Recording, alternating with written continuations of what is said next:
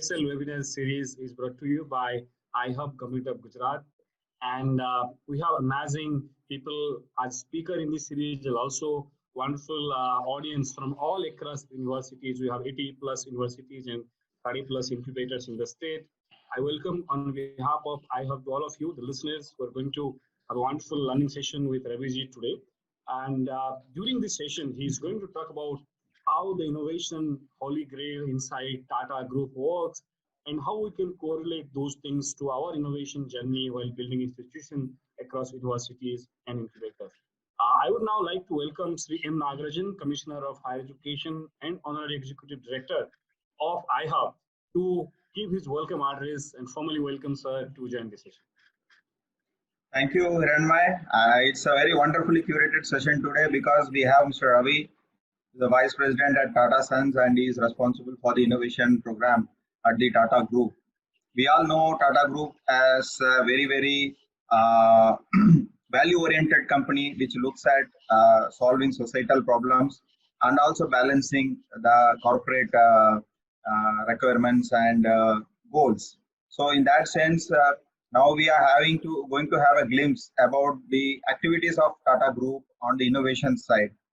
And personally also I have had some experience working with the Tata Group on various initiatives including data for governance and digital impact square, and also along with a few other projects like doubling of farmers income with Tata Cine and all that. So today this marks another episode of my interaction with Tata Sons, which is covering the innovation spectrum of it, and I'm glad that Mr. Ravi has spared some time for us on a Sunday. So I am very thankful to you, Mr. Ravi, on behalf of iHub and on behalf of Education Department for sparing some time. To give a context about what iHub is doing, iHub was formed out of the Student Startup and Innovation Policy, which has been spearheaded by the Education Department, Government of Gujarat. We also have a startup policy by Industries Department and also of the Science and Technology Department for IT and IT-enabled startups. So that way we are covering the entire spectrum of startup ecology, and SSIP policy enables the students to start as an entrepreneur and work for their ideas and take it from mind to market at a very young age of say 17 years or 18 years. They could have the sandbox model of their college or their institutions, and they could actually work without the fear of failure, and also have access to the resources on mentorship of their professors and teachers. What iHub tries to do is to build this ecosystem, aggregate all the other incubators, whether it can be in the private sector, public sector, Atal Innovation Centers, and all that, and bring everything into a cohesive and synergistic ecosystem across Gujarat to and also make it more inclusive. We want to reach every district, we want to reach every college student, every stream. Innovation is not just for the engineering college or any technical person. It could be in the arts, it could be in the science, it could be in the commerce, because when you are taking an idea from mind to market, you need all kinds of people to work on it, and cross collaboration is something that we are promoting. So today we have our audience, the students who are all part of this SSIP policy. I'm glad to share with you that more than 3,500 ideas have been supported under this program, and the ticket size ranges from 50,000 to 2 lakh rupees typically. There are few startups who have attained 3 crore, 5 crore revenues also, and all this funding is a grant model. There is no equity, and all. So far we don't have a program on equity, but all these things are mainly to build the pipeline, the innovation pipeline, and strengthen the role of pre-incubation ecosystem in this country. So in this scenario, where all our mentors are also have joined today, your perspectives on Tata Group efforts in innovation, and also how innovation could be a game changer for Atmanirbhar Bharat, on which Tata is also doing a lot of initiatives both from the corporate side and in the non-corporate side. So I think this entire spectrum fits together in this wonderful session. I am sure it's going to be a great Sunday evening today. Thank you for joining us today, and we look forward to your session. Thank you so much, sir, for your kind words and explaining what iHub is doing. I would now like to take a minute to formally introduce Raviji. Raviji is Vice President of Tata Sons and is responsible for innovation program at Tata Group. He has partnered with Tata companies on their innovation programs and created corporate programs to support companies in building a better ecosystem for innovation. Some of these programs have been shared at Harvard Business School and Corporate Executive Board. Mr. Arora started his career at Tata Steel way back in 1990, where he became part of the team that conceptualized and initiated the knowledge management program. He later led this program, which within 4 years of its inception, went on to win the Make Asia Award. It was selected as one of the best practice organization by APQC United States of America. Mr. Arora has authored 2 books on innovation, including recently published Igniting Innovation, the Tata Way. He earned his Bachelor's of Engineering degree from Roorkee University and studied 1 year business management at XLRI Jamshedpur, where he was awarded the gold medal for his scholastic performance. Today, Ravi ji is going to talk to us about the title called Making Innovation Happen, Building an Ecosystem, Steps Taken in the Tata Group. So this is going to be a very learning session for us because all the universities who have been receiving grants from the government are also setting up their innovation processes. And all the incubators who have also got state and central resources now setting their innovation processes, sometimes standalone, sometimes in association with industry. So Raviji, we look forward to you to learn how you are galvanizing such a big elephant to innovate, and then probably how we can learn from that and adopt new pedagogy, as you rightly mentioned in your book. How do we really make agile processes? How do you make it more systematic rather than only one-time attempts and make sustainable impact? We look forward to hear from you, sir. Yeah, so thank you, Hiranmay, thank you, Nagarajan, thank you so much for giving me this opportunity to talk to students, professors, startup founders, people who are aspiring to become startup founders, co-founders, and those who are part of the various incubation centers. So thank you very much for this invitation and a very good evening to you all. So it's really a pleasure to be talking to you, and I would like to first of all upfront mention that today I'm not going to talk about everything that we are doing in Tata Group because that will be boring for most of you. That's not the intent at all. That would be the right topic if I'm speaking to people who are working in big corporates, established corporates. So I'm very conscious of the fact that I'm speaking to students and people who are affiliated directly, indirectly with startups and colleges.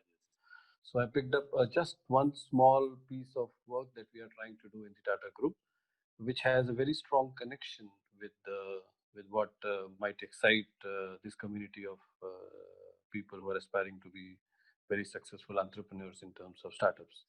So I'm not going to talk about 90% of what we are trying to do in Tata Group, just the 10%, which I thought was relevant. And I'm going to bring some of my experiences of interacting with colleges, which we are trying to do in the last 2 years. And I have some suggestions as to how the association between the corporates and the academia can become stronger and how academia could look at creating better founders, creating better CTOs. The CTO for startup CTO is a very important role. I firmly believe in that. So what role can academicians play in creating better CTOs and founders, so to speak? So that's the intent of my discussion. So if it's okay, Hiranmay, shall I go to my PowerPoint slide? Yeah, okay. So I was just saying that unlike 20, 25 years ago, when an entrepreneur typically in India would not necessarily need to be on the cutting edge of technology. He needs to, that was a time when money was not easily available. There was no investment vehicle available. There were no investors, so to speak. The only thing the person needed was the money and an old idea, which was successful in the Western world, and it was very easy to start a business, become an entrepreneur. That's how entrepreneurship used to happen till about 15, maybe 10 years ago, 20 years ago. But today, if you have to be a startup, money is the most easily available thing. What we need is the idea and especially the technology on which you can have confidence. So that's the topic that I think we have chosen, and the foundation of this actually happens early in the life of a person. It could be in late college days, definitely in the higher college. So, if for today's, if person has to be successful on the subject of innovation, obviously the person should aspire to be starting a company or working in the technology department of a company, either a startup or an old company, existing company, let's say a Tata company. So these roles will become more and more important, and therefore I just thought we'll spend some time on how a person can become a very good practitioner of deep technology. So unless we are a practitioner of a deep technology, I don't think one in ideal case should aspire to be a founder or anywhere associated with technology-led innovation. So these two things, my personal view is that when I speak to many people in the startup, people who are associated with startup directly or indirectly, as I said, uh, these are the three things which I believe we need to spend more time on. And when I'm talking, and if there are some people who are academicians here participating in this talk, I would strongly request and urge to to share your views maybe offline later. But I have a strong view that these three things are most important: being interdiscipline, to have a design thinking, and a technology specialization, and all three should be hands-on. The good thing that has happened in the COVID world is that the Western world and our world, Western world, which is known to be more advanced in technology innovations, vis-a-vis some of our colleges, so to speak, who also try and create entrepreneur startup founders. A big gap has been bridged, and that is thanks to, I would say, there is always a positive silver lining in everything that happens in this world today. So pandemic, this COVID has created a level playing field it has made. So when it comes to learning theory for students, the digital is the way forward. It was anyway ramping up. People were using Coursera and online classes, trainings. But I think this COVID world, be it a student in America, a student in Europe, or a student in Japan, or a student in India, all are using the digital world as far as the theoretical knowledge is concerned.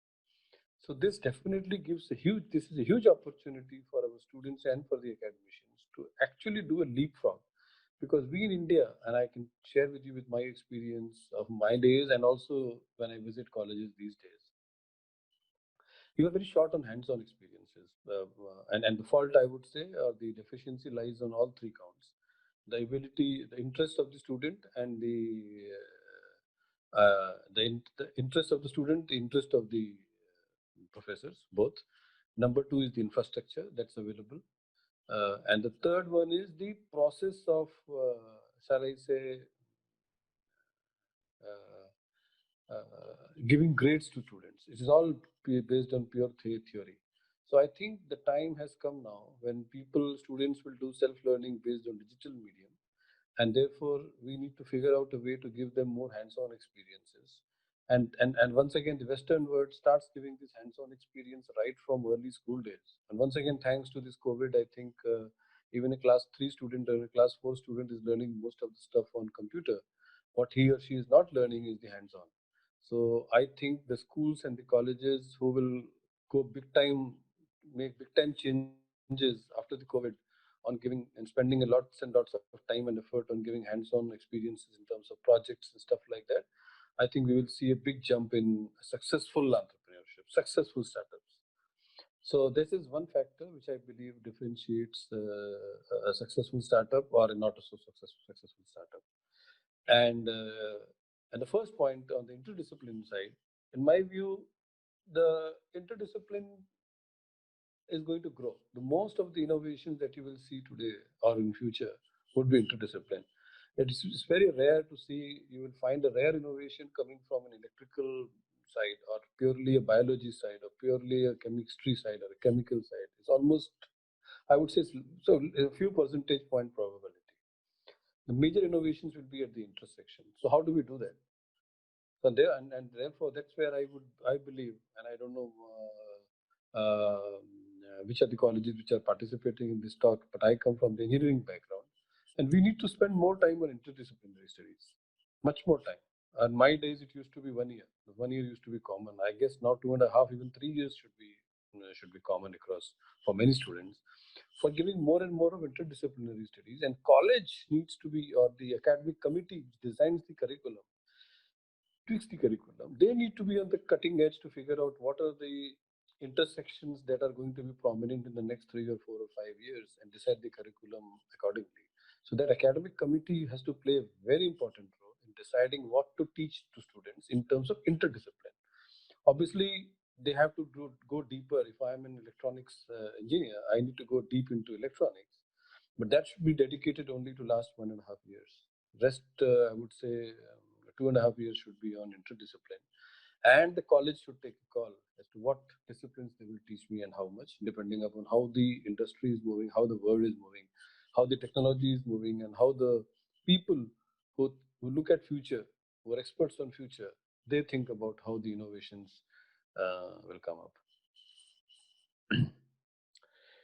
And there can be many examples. I'm sure people who are aspiring to be founders or getting associated with startups, they would know that today, if you look at manufacturing, it's heavily dependent on IoT. And IoT is what? IoT is nothing but electronics, instrumentation, sensors, plus a huge amount of data science, computer science, algorithms.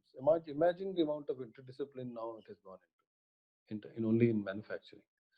New materials. I mean, forget if we can get a new material from one molecule, a single molecule. It has to be all about lattices, composites, different types of composites, which people are now trying to work on.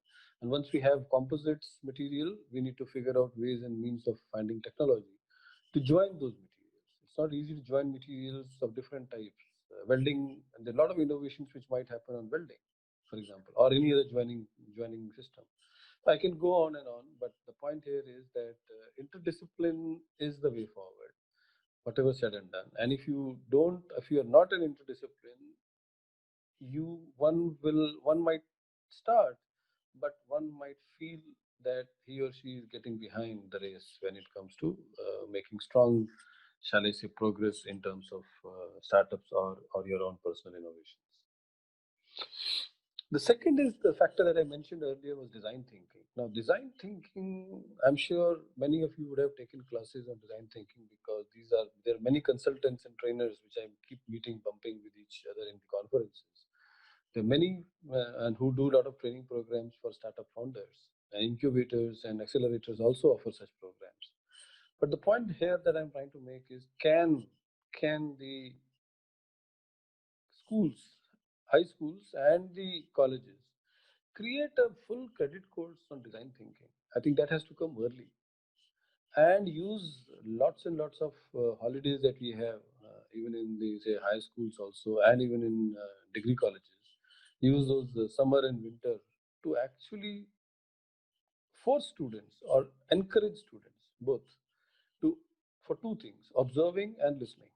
These are the two important things. The whole design thinking starts with the first circle that you see is empathize. For empathizing, you need observation skills and listening skills. And observation, questioning, listening. I'm not so questioning also can be included here. But once you observe, I'm assuming that you will ask questions. So observing and listening are important, and it needs a lot of patience. Because today, if you see, most of the startup founders are in a race. They are the race of valuation. But valuation is as I in my mind is a secondary.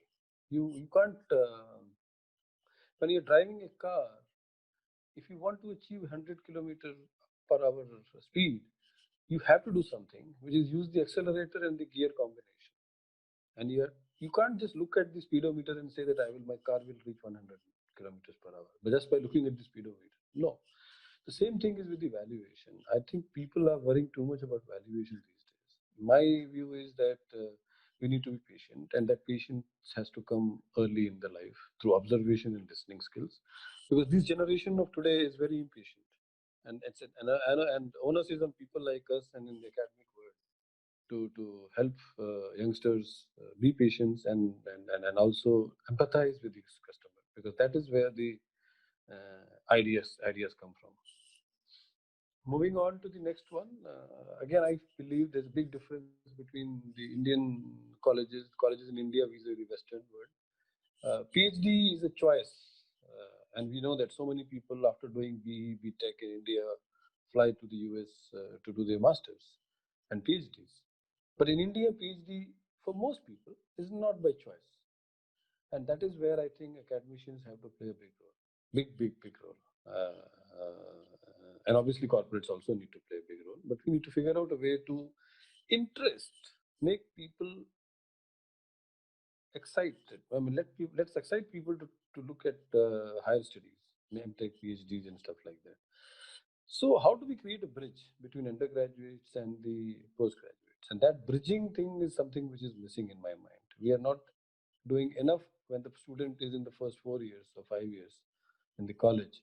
We are not doing enough to excite and create interest in the students to pursue higher studies. That is where I would say, once I said that the undergraduation is dominantly towards creating interdiscipline, but interdiscipline is not sufficient. It is necessary condition, but not necessarily sufficient.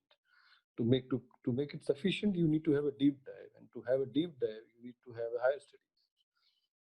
4 years is insufficient in my mind for most of the innovations that will be on the cutting edge going forward.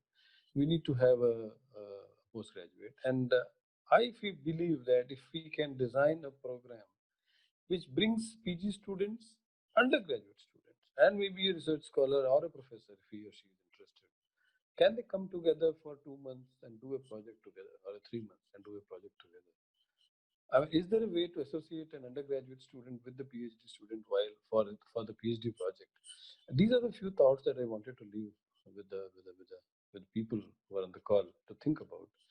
And if you think it is possible, I particularly, me and my team in Tata will be very keen to partner on making this difference. If you think it is valuable, if it is useful, I personally feel it will be very useful to figure out a way to bring these three community together: UG, PG, research scholar slash the professor, people or professor who are interested more on hands-on and stuff like that, on startups and trying to solve the real world problem.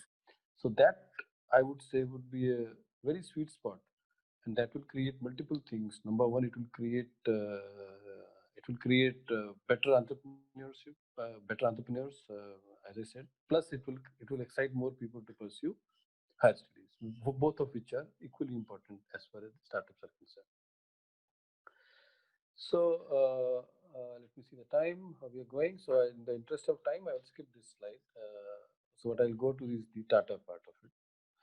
So now I'm going to share with you a small thing which we call it as a Tata Innoverse, and you can Google it yourself as tatainnoverse.com. It's a globally available website open to everybody, and this is how it looks like. So let me explain it to you what we do. So what we do is, and it's not easy to do it. You won't find many companies in India doing it. You will find some companies outside India doing it. And we have been doing this, practicing this for last two and a half years or so by now.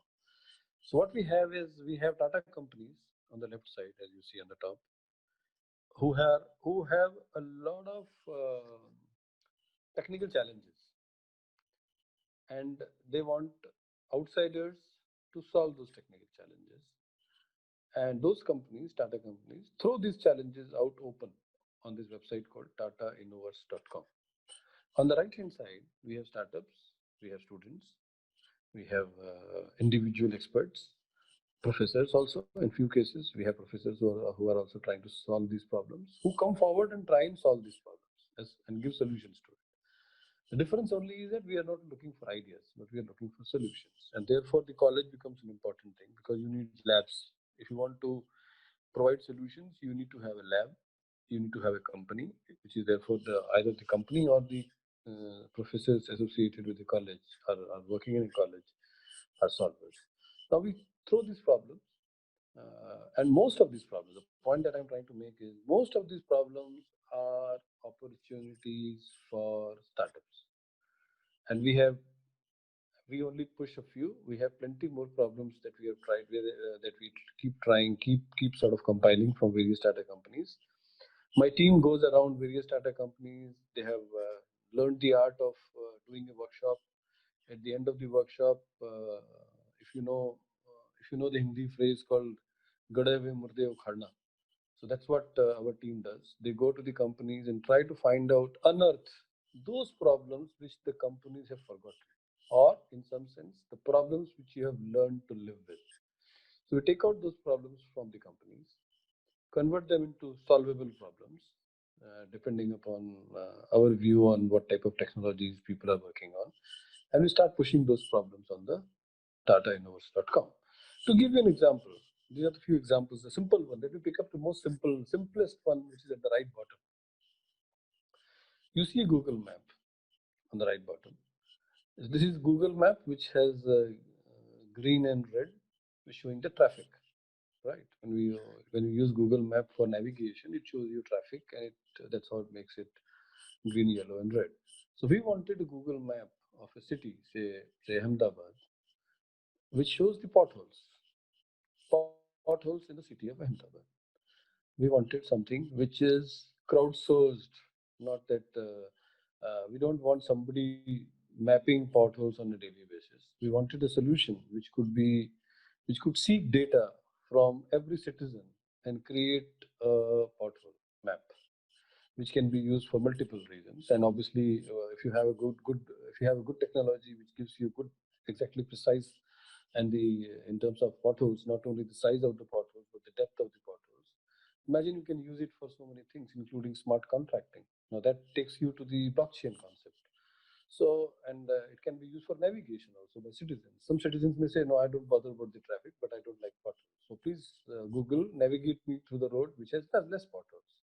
It can also be used for governance, in terms of, again, awarding, penalizing contractors for making the roads and maintaining the roads. So there's so many things that we can do. We also added one more of this, trying to say that, can you give me a live map of the Ahmedabad city, for example, on the illumination level of the street light? Now, there are many solutions which are IoT-based solutions, which tell if the street light is on or off. There are solutions which tell you if the street light, the bulb is fused or not fused. But that is not the intent. We wanted to figure out the map of the lux levels, which is the measurement of the brightness on the street road in the city. So that was something, and again, we wanted to do something which could be crowdsourced and not done by one person alone. So, so these are the interesting problem statements that we keep throwing at people at large. On the top, let me give you one more example. On the top, you see a chashma, spectacle. Remember when if you have gone to a shop to buy a spectacle, uh, in earlier days, 20 years ago, 10, 15 years ago, they will just tell you, just check the eyesight and give a frame and a lens. That's it. But today, after you get the eyesight checked, you go to the counter, and that's where the discussion starts. Which frame? There are 10 types of frames, which is fine. But then comes which type of lens glass you want. Is it this class A, class B, three types of glasses in terms of glass material. Then they will talk to you about the coating. Do you want anti-scratch coating? Do you want UV coating? Do you want A coating, B coating, C coating, D coating? There's so many coatings available these days. Now the point here is, and each coating is expensive and is useful also, useful and expensive. But the point here is, how do you know that when you're going to the shop second time to take the delivery of the glasses, you have taken the lenses that you have purchased have all the coatings that you decided? You don't know. It's trust-based shopping. There's no way to find out. Now we wanted to solve this problem. Is there a way?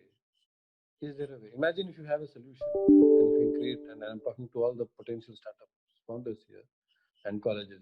If you think you can create a device which will tell what type of coatings and what is the thickness of various coatings which my lenses have been applied on, imagine the market you have.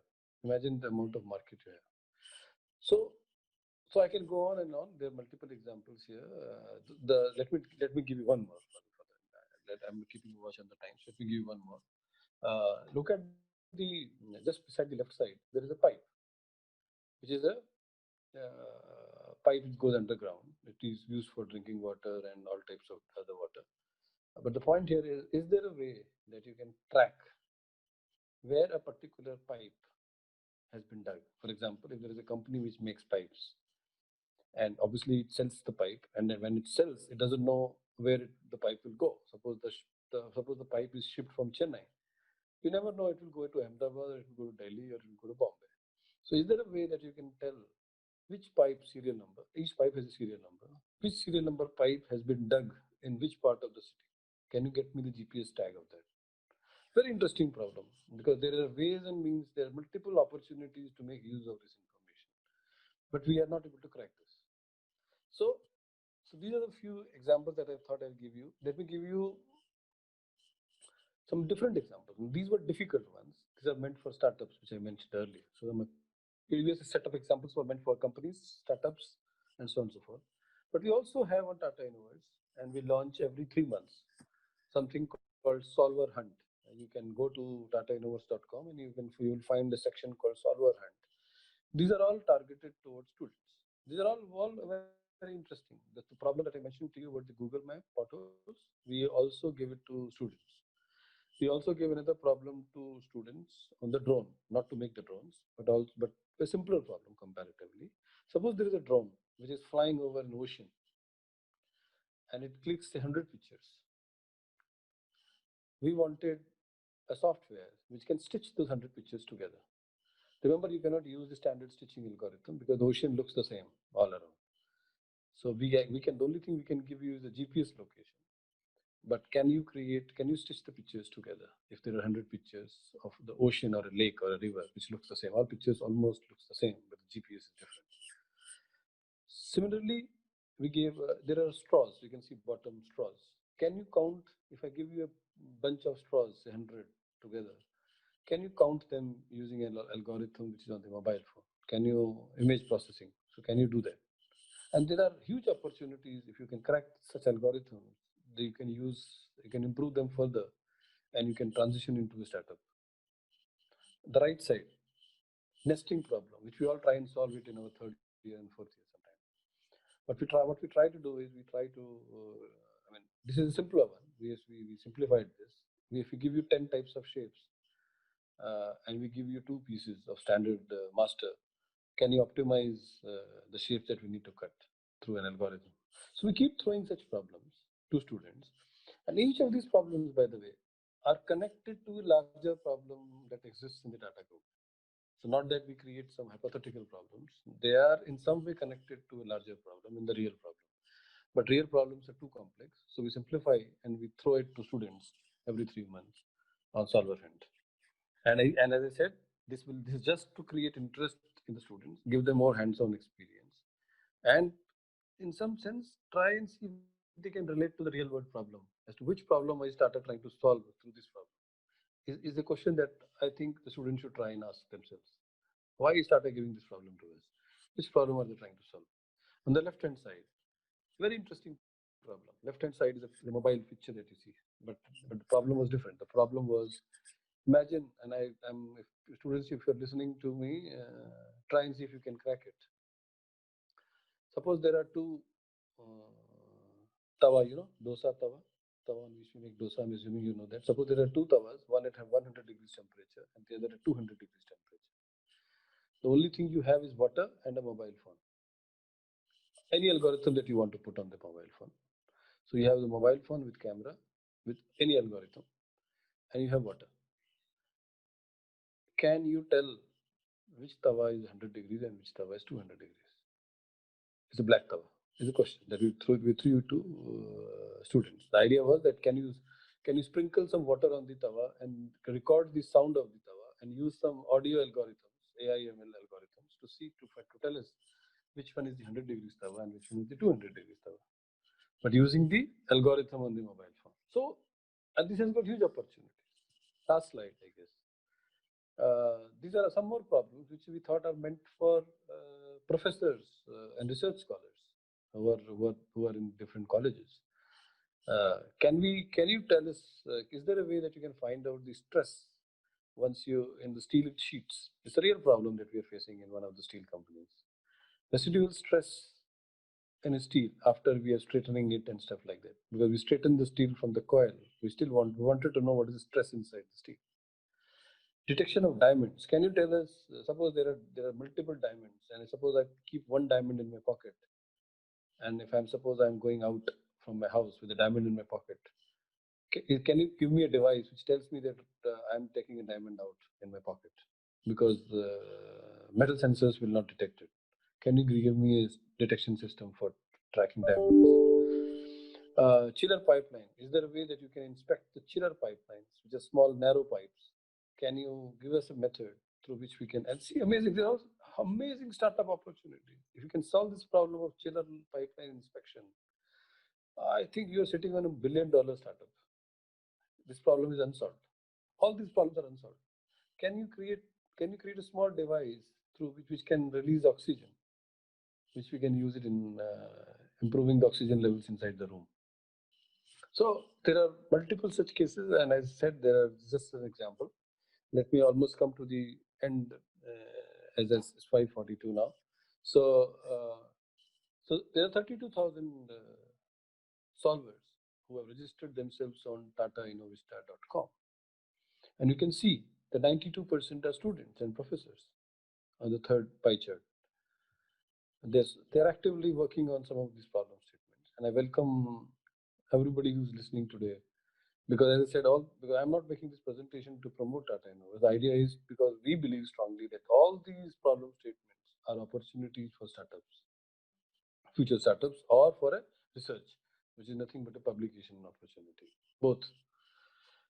And there are quite a few masters and PhDs. 7% of those 32,000 people are students who are doing higher studies, postgraduates, and so on and so forth. And look at the solutions. We have got so far 49 solutions we have got out of 120 odd problems that we have floated in the 2.5 years time.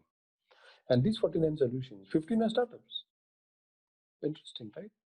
Like 49 solutions have come from 34 people actually. And out of the 34, half of them are almost startups. So it's very clearly showing that the problems that we are throwing are interesting enough for startups. Now, and there are, as I said, 120 problems, out of which we have got solutions to 50. There are 70 more problems which are waiting for a startup to come because they are still unsolved. So we have an opportunity of 70 startups on TataInnovers.com. And as I said, most of the problems are those problems. If you imagine if those problems exist in Tata companies, it is very, very, very, very likely that it exists all over the world. If you solve it for one, you will solve it for so many. So with that, I think I come to the end of my presentation. As I mentioned, Hiranmay mentioned 2 books, so I just thought I'll show a picture. And more importantly, I do write some regular blogs and on makinginnovationshappen.com. So just thought I'd just talk about that as well briefly. And one is the book completely on Tata, which and the topic that I've written on this book, I have not even touched today. It's the book is on the Tata Innovista program. And the second book, the yellow book, is all about how the board members should drive innovation in their companies. So may not be very relevant for the audience today. All right, thank you so much, Hiranmayji and Nagarajan, Nagarjuna Saab and Hiranmay Saab. Thank you so much for this opportunity once again. And if there are any questions, happy to. Wonderful, sir. So one question that I will pick for you. You are very vocal about how particularly the liberal science, behavioral science, and allied tools, allied pedagogies, influencing the innovation ability or innovation mindset of particularly young people. So apart from the analytical and the technological, logical skilling, would you like to a little bit highlight about that? Yes, so let me give you some examples from Tata first, and then maybe try and see if I can give some relevant examples for our youngsters. So now, more and more in the last 10 years of my trying to work with Tata companies, I've come to a conclusion, almost a conclusion, that behavior is a very important thing. Now, behavior has got multiple parts.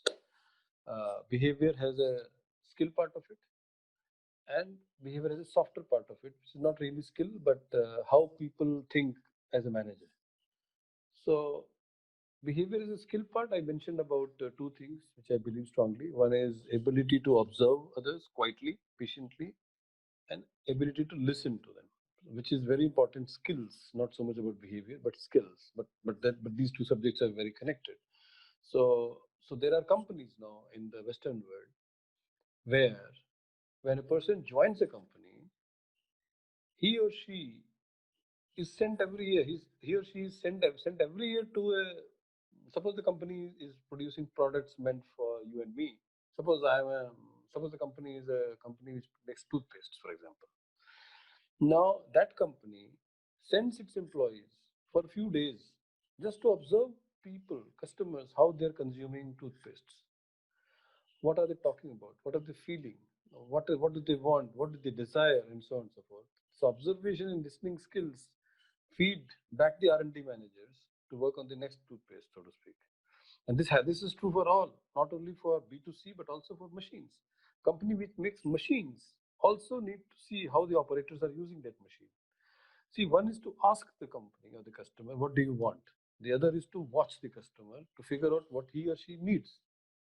So want and need, the difference between the need and the want is something that is what I'm trying to highlight. It comes through the skill sets of observing and listening. Let me come to the behavior part very quickly.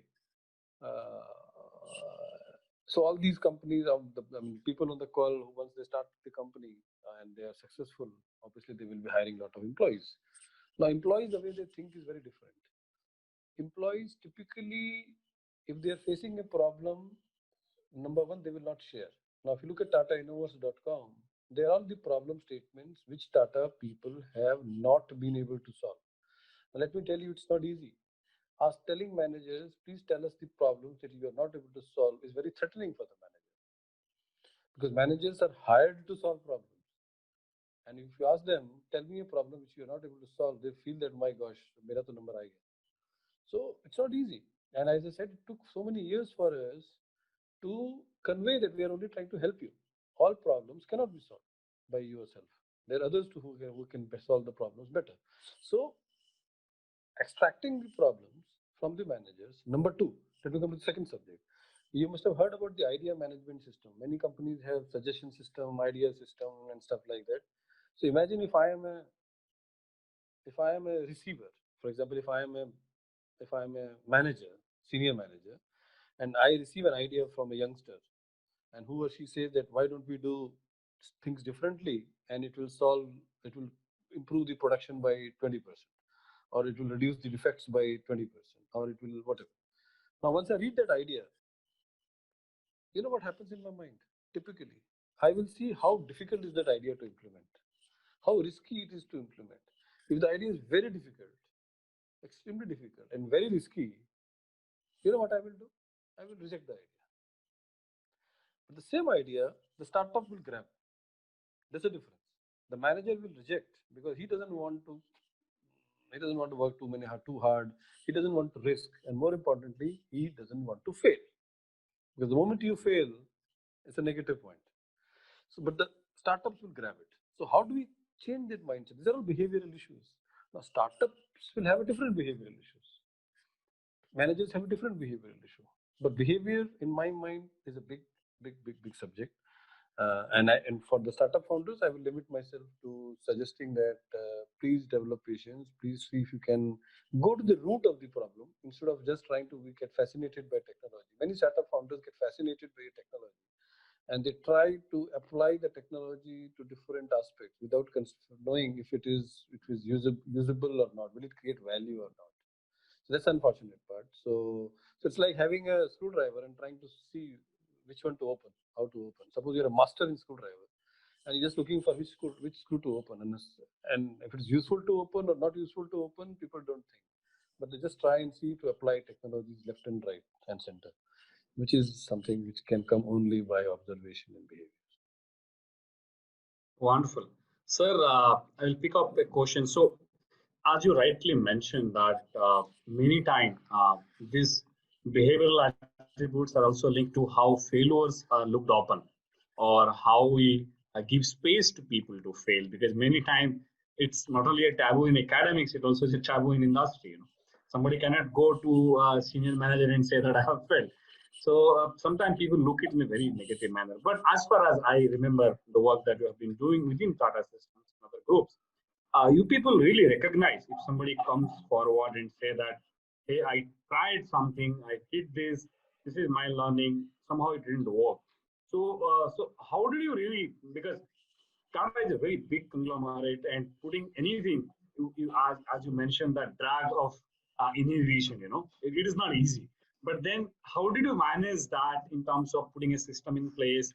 How do you do that so that even people who are trying get encouraged, not thinking कि क्या होगा, कोशिश करना है. So how do you manage that? Yeah, see, you must have heard many people, leaders, talking about failures are good. Behind every success, there is a failure, and so on and so forth. But how do you think a company, what is the best way that a company can tell its employees that don't worry, even if you fail, try to innovate, but if you fail, don't worry. Saying is one thing and doing is another. So the best way we thought in Tata Group to very clearly, without any confusion, without any ambiguity, do this is by creating an award. So we have an award called Dare to Try, which we started around 10 years ago. It is given to the team which is trying to innovate but failed. And we look for 4 qualities. One is how ambitious was the project innovation that the team was trying to do. Number one.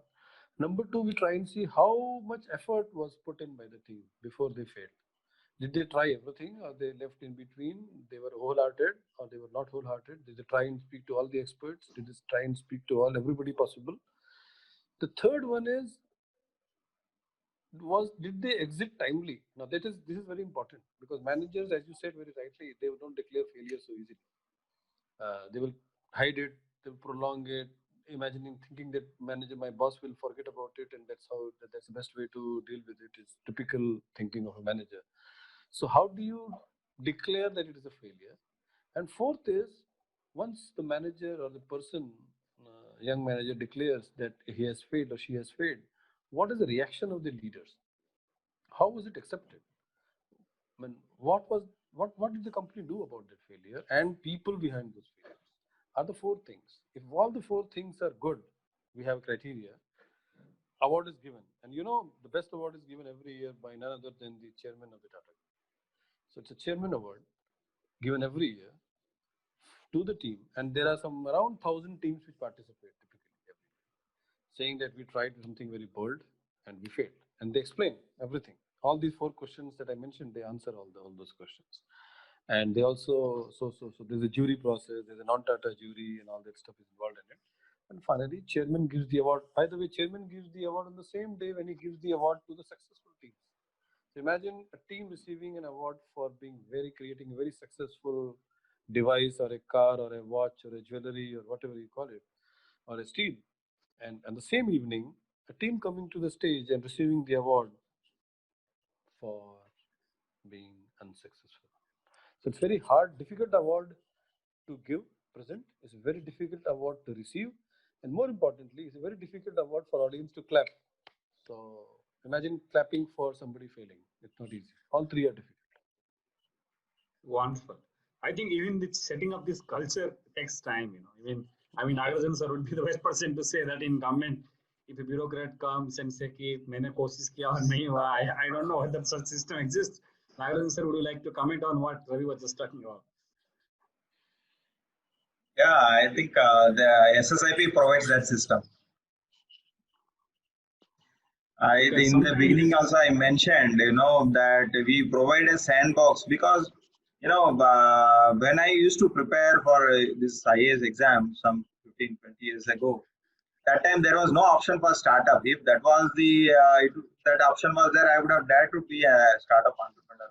So I'm trying to compensate for that by promoting the ecosystem and the startups. That said, the thing is that you need to have a very big vision, have a moonshot, try at something, but not a random try, but a very, very methodological and involved sort of try.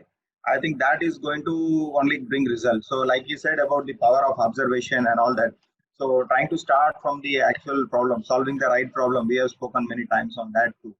And so, having Tata Trust today, Tata Group today, also gives us the value-oriented innovation.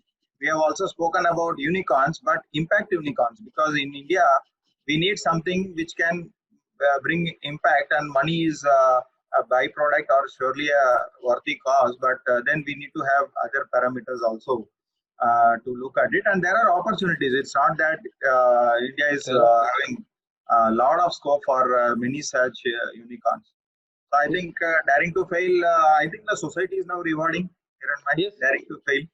Yes. In fact, Now it is very fanciful to put that, you know, you have two failed startups behind you. It is also one of the bylines in your LinkedIn profile. So Yes. I think you can flaunt it. Oh yes, absolutely. So I think Raviji, if I quote you rightly from your book, you know, I mean, this is general. In fact, you know, many in the company boards, we give rewards to business leaders for delivery and meeting stock market expectation, but we hardly many corporations we see who rewards discovery of new idea, strengthening innovation portfolio, effective of foresighting of future market, you know, explore collaborations. ये हो शायद इतना ज्यादा नहीं हो पाता है, तो कहीं ना कहीं I think I'm not sure you know better than us in this segment. Are the global corporations are little ahead in this domain compared to Indian corporations? I think I'm not too sure about the board. I would not be able to comment on the board, but I think so. It also happens, I would say. So, for example, if I'm throwing a ball, if I'm say, whom should I take? Say if I'm Ishant Sharma, since he was rewarded recently, so let me take his name. Suppose I'm Ishant Sharma, and I'm asked by a neighbor to यार चलो एक ball फेंको, हम batting कर रहे हैं सामने grassland उसमें, तो Ishant Sharma will not bowl bouncer and difficult balls at him because वो चोट वोट लग जाएगी. He will bowl slowly, nicely, धीरे से, भैया neighbor है उसको. So my point that I'm making is, people throw balls or people try to take steps to innovate depending upon what the other side will accept. I, as an employee, let me tell you honestly, very honestly, and this is the research that I have done personally. People, when they give ideas in a company, same person, Ravi, working in, say, Tata Steel, working in Tata Motors, working in Tata Elxsi, working in different companies, my ability to give out-of-box ideas will change depending upon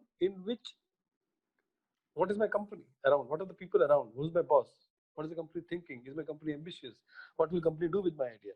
So, and this percolates upwards to the board, and it also percolates downwards from the board all the way to the employee. So it works both ways, and it is not easy to change in one day. So Western world, I guess everybody is courageous, money is there, people, if they lose a few $1 million, they don't bother. But India is it developing, so I think this will come gradually. So I think we are going in the right track in my mind, and I think learning and failing will be more and more accepted as we move along. Yes. Wonderful. So, in fact, in SSIP policy, I would like to just share here. We are funding ideas of students who have even left college up to 5 years. So, from UG to PG, beyond PG also up to 5 years, you are still our student as far as innovation and startup is concerned. I think this is one of the most inclusive and open-ended policy, and that is the need of the nation. I think we need to prepare the minds to come up, and now seeing the seniors, the juniors also get more courage, and they also look at those things. And I also have found a theory, Raviji, I would just like to share you that the most important person in all this game is the faculty, who is going to be there permanently, and every year he gets 300 or 400 people, students cohort under him, and if he is able to inspire even 10% of it, say 30 to 40 students, from job seekers to job creators, and across a career of say 25 30 years, he is going to transform a lot of people, and that is going to leave a cascade of impact. I am talking about one teacher in Gujarat. We have almost 12,000 teachers in the higher education itself. So the kind of impact is going to be very, very immense. And to build the capacities of these teachers and also to give them a vision, we conducted a lot of hackathons and made them participate, especially Smart India Hackathon and all that. So what I have observed is that in the first hackathon, the teachers comes to know what is a hackathon. So in the second hackathon, he tries to make some effort, but he still doesn't make a mark. And in the third hackathon, he actually puts a full-fledged effort, whether his team comes in the top or not. He feels satisfied that now he is a full-fledged mentor and an ecosystem enabler. He feels that now I am capable of, sort of changing the mind of the student because he himself, his mind has been transformed. So I think institutionalizing this at a college level and, ensuring that the pipeline is big and all that. It's a little bit longer cycle game. Even me and Hiranmay used to talk that we need at least 10 to 15 years to transform this thing. We all know what China did when they started, English education 20 years ago. Today, highest number of students to USA come from China, and we had lost that position to them. And in this knowledge economy, if we have to even at least compete with them, we need to increase our IP filing rate, and 1x, 2x is not going to work. We need to think about 100x and more than that. So that is the kind of seeds that we want to draw and put in the minds of the people and the students. And I think a lot of ideas we have shared is also adding to that effort by us. Raviji, one question came to my mind when I saw through the presentation. You mentioned about the Innoverse competition, 30,000 people applying. Are these problem statements openly available? Can we share with our university's incubator here? I was saying that there is all these problem statements that I mentioned are all available on www.tatainnoverse.com. So anybody can see those problems and can give solutions, and and the solutions will not be visible to anybody else but only to us. And we have a process. We get back to the solver, and we start doing so we have a method, and every problem has an award. It starts from, I think, 2 lakh rupees to as high as 20 lakh rupees. I don't remember. So that's the range that we typically announce. Wonderful. One question I can see from that, when you said about the pattern of applications, we saw more than 80% or something comes from undergrads and then postgrads, and a few chunk of them come from PhDs. Having said that, these are the PhDs who should do the more deeper researches. So why? I mean, we also see the same pattern when we do an open innovation challenge here. It's the young boys and the girls and the undergrads. They come with more energy. They have come whatever with the idea they come forward. So what is that inhibition there? We have more in the master's level, in PhD level, in postdoc level. They're supposed to be getting engaged with more these things. What is the problem, do you think, in our system that we don't get much of those PhDs and masters? So my view, and I could be wrong, I wish I'm wrong, is that undergraduates are participating in these hackathons and solving problem. Again, I'm generalizing, and I apologize upfront for making this statement. I think this has also become more of a fashion statement in some sense. And this also has a value in the resume and the bio, because the job companies unfortunately come to campus for the undergraduates, not in most cases. So this has a value there. I think people who have decided to do a startup or become an entrepreneur, they participate with passion, not so much to build their resume. But most of the other people do participate to build resume, which is fair. I also did that, no problem. So in some sense or the other. But the point is different. The point here is, how do we get postgraduates to participate?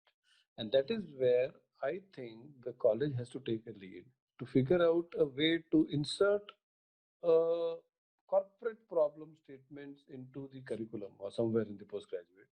And that is the experiment that we are trying to do this year. My plan is to do the pilot with 2 or 3 colleges this year, to see if we can talk to some colleges and see if we can insert a piece of small project, could be a part-time for 6 months, for a postgraduate student. Also see if the undergraduates can be aligned to that PG student, which also be a bio builder for them. Because important is to make it a bio builder, a resume builder. So keeping the interest of the undergraduate student, keeping the interest of the PG student, especially those who want to create a startup in future, and these professors' interest who wants to do a publication. Intersection of all these three is what we want to do an experiment this year with 1 or 2 colleges or 3 colleges this year. Maybe we're going to start some work next month.